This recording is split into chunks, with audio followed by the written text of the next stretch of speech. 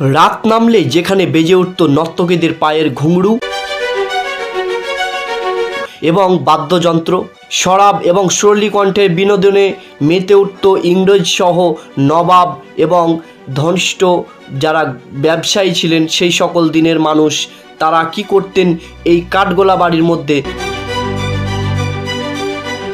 চলুন আজকে আমি চলে এসেছি মুর্শিদাবাদের লালবাগে, হাজারদুয়ারি থেকে মাত্র 2 কিলোমিটার ডিফারেন্সে এই যে কাঠগোলা বাড়ি।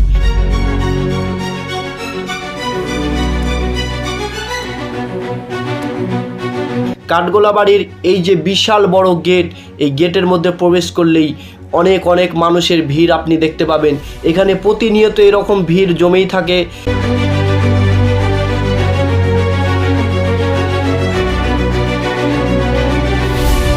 গেটের মধ্যে প্রবেশ করার পরেই আপনি আমবাগানের চারি সাইডে যে দৃশ্য দেখতে পাচ্ছেন, 4টি মূর্তি। এই 4টি মূর্তি হচ্ছে এই কাঠগোলা বাগানের প্রতিষ্ঠাতা। এরা ছিলেন লক্ষ্মীপদ, জগপদ, মহিপদ এবং ধনপদ, 4 ভাই। এই সম্ভ্রান্ত ব্যবসায়ী আগেকার দিনের যে 4 ভাই, তারা এই 250 বিঘা জমির ওপর এই মুর্শিদাবাদের ওপরে কাঠগোলা বাড়ি এটি প্রতিষ্ঠা করেছিলেন। এটি প্রতিষ্ঠা করার পরে এই জায়গার মধ্যে কি হতো, কেনই বা এটা প্রতিষ্ঠা করেছিল এই মুর্শিদাবাদে, পলাশী যুদ্ধের পর এটি একটা নিদর্শন হয়ে আমাদের এই মুর্শিদাবাদে রয়ে গেছে। কেনই বা এটি রয়ে গেল, কি কারণে এই জিনিসটি প্রতিষ্ঠা করেছিলেন, তার মধ্যে আপনাদের যেটা ইম্পর্টেন্ট একটা জিনিস দেখাবো সেটা হচ্ছে এই সুড়ঙ্গ পথ। এই সুড়ঙ্গ পথ দিয়ে কী বা হতো, এই সুড়ঙ্গ পথের সঙ্গে কোন গঙ্গার লিঙ্ক আছে, এখনও মানুষ এখানে এসে এগুলো দেখেই চলে যায়, এর কোনো ইতিহাস বুঝতে পারে না। আপনাদের আজকে পুরো ডিটেলস এই কাঠগোলা বাড়ি সহ সব কিছু ইতিহাস আমি তুলে ধরছি। ভিডিওটা স্কিপ না করে পুরোটা দেখতে থাকুন, একদম সম্পূর্ণ ডিটেলস আপনারা জানতে পারবেন আজকের এই ভিডিওতে।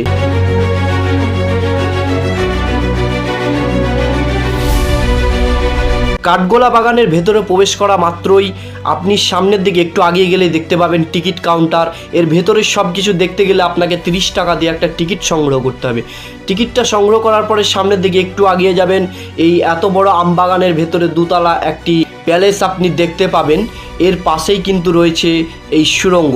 চলুন সুড়ঙ্গ নিয়ে পরে আসছি, তার আগে আপনাদের বলি এখন যে জায়গাটা আপনারা দেখতে পাচ্ছেন, এই জায়গাটা হচ্ছে তখনকার দিনের নবাব সহ ইংরেজদের এবং বড় বড় সম্ভ্রান্ত ব্যবসায়ীদের এই মনোরঞ্জন তৈরি করার জন্য এই জায়গাটিকে তৈরি করেছিল তখনকার দিনের এই 4 ভাই। এই পুরো কাঠগোলা বাগানটি নবাবদের না হলেও এখানে নবাবদের আনাগোনা কিন্তু তখনকার দিনে ছিল।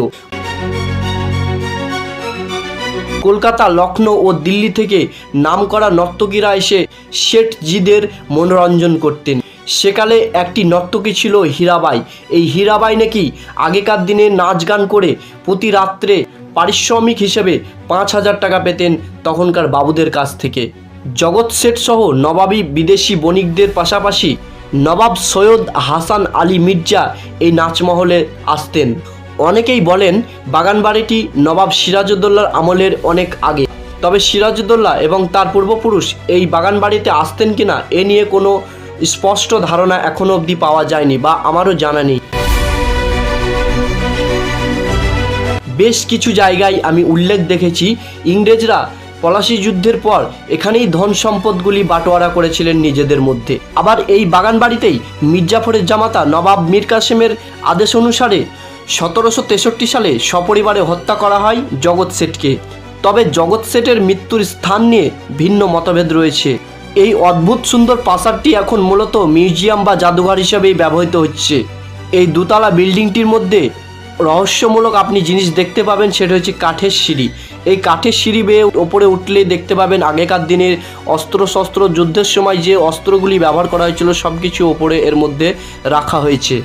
এর ভেতরে ছবি তোলা নিষেধ, তাই আমি আপনাদের ওপরের দৃশ্যটা দেখাতে পারলাম না।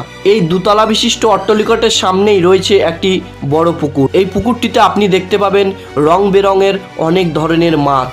এই পুকুরের মধ্যেখানে আপনি দেখতে পাবেন একটি সুন্দর ফোয়ারা, যা দর্শনার্থীদের ভীষণভাবে আকর্ষণ করে।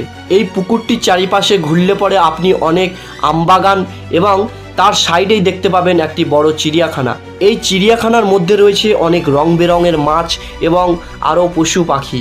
চিড়িয়াখানার পাশ দিয়েই একটু সামনের দিকে এগিয়ে গেলে আপনি দেখতে পাবেন একটি বড় জৈন মন্দির এবং তার পাশে রয়েছে অনেক গোলাপের বাগান।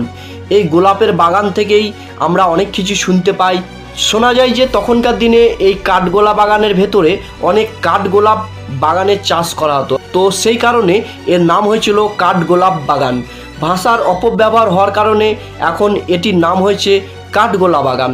পলাশির যুদ্ধের পরে এই কাঠগোলা বাগানটি পরিত্যক্ত হওয়ার ফলে 1870 সালে এই প্রাসাদটি আবার পুনরায় নির্মাণ করা হয়। লক্ষ্মীপদ দুগড়ের বংশধর সঞ্জয় সিং এবং সিদ্ধার্থ তারা থাকেন কলকাতায়। এখানকার সবথেকে বড় অন্যতম আকর্ষণ হলো গোপন সুড়ঙ্গ পথ। এখন যে সুড়ঙ্গ পথটি আপনারা দেখছেন, এখান থেকেই নবাব ও তার বংশধর ডাইরেক্ট যেতে পারতেন হাজারদুয়ারি কিংবা ভাগীরথী ও জগৎ শেঠের বাড়ি। এই সুড়ঙ্গ পথটি এখনও যোগাযোগ রয়েছে এখান থেকে 2 কিলোমিটার দূরে জগৎ শেঠের বাড়ি অবধি। এখনও বর্তমান আপনারা যদি যান তো দেখতে পাবেন যে জগৎ শেঠের বাড়িতে এই সুড়ঙ্গ এবং এই যে কাঠগোলা বাগান সেখানে এই সুড়ঙ্গ। এই সুড়ঙ্গের সঙ্গে এখনও লিঙ্ক রয়েছে জগৎ শেঠের বাড়ি থেকে এই যে কাঠগোলা বাগান অবধি, এবং সংযুক্ত রয়েছে ভাগীরথী নদীর সঙ্গে বা গঙ্গার সঙ্গে। গঙ্গার জল যখন বেড়ে যায় এই সুড়ঙ্গ থেকে জল কিন্তু ওপরের দিকে উঠে যায়, যখন গঙ্গার জল নিচের দিকে চলে যায় সুড়ঙ্গতে জল কিন্তু নিচের দিকে নেমে যায়। যাতে কোনো রকম বিপদ না ঘটে যায় তার জন্য দীর্ঘদিন থেকেই এই সুড়ঙ্গ পথে তালা বন্ধ করে রাখা হয়েছে। এই কাঠগোলা বাগানের পেছনে জগৎ শেঠের অনেকটা হাত রয়েছে। এই যে 4 ভাই ছিলেন লক্ষ্মীপদ, জগপদ, মহিপদ এবং ধনপদ, এরা 4 ভাই এই জগৎ শেঠের মাধ্যমেই এই জায়গাটি তখনকার দিনে কিনতে পেরেছিলেন। জগৎ শেঠ তখনকার দিনে এই জায়গাতে আসতেন নর্তকীদের কাছ থেকে মনোরঞ্জনের জন্য।